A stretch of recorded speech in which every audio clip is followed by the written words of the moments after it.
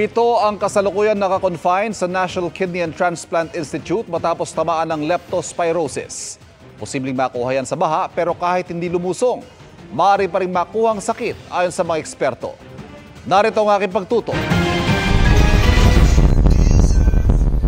Misulang ilog ang ilang kalsada sa Zamboanga City kasunod na malakas sa pagulan kagabi, dala ng low pressure area malapit sa Mindanao. Ang ilang residente tuloy, walang magawa kundi lumusong sa baha.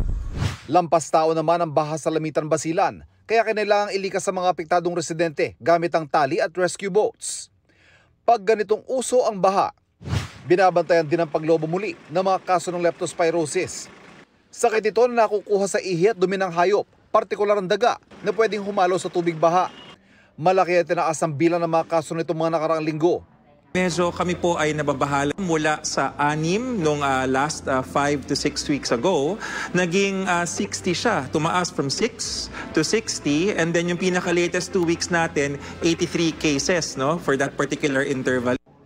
Kabilang sa tinamaan ng hardinerong si Robert, Lunes ng nakaraang linggo na magsimulang sumama ang kanyang pakiramdam na nauwi sa mataas sa lagnat, pagsusukat, pagdurumi.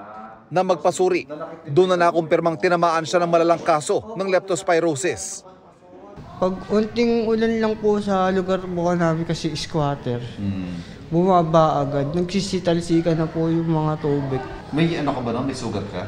Meron po sa paa, marami po. Marami ka sugat sa paa? Bakit ka marami ka sugat sa paa?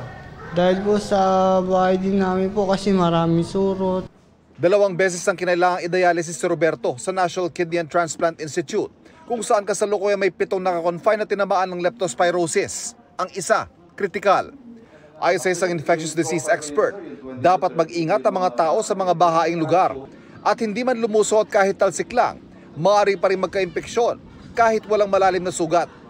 Most of them are really the ones that are really exposed kasi nagtatrabaho. Tricycle driver, construction worker, no? Yung mga delivery riders.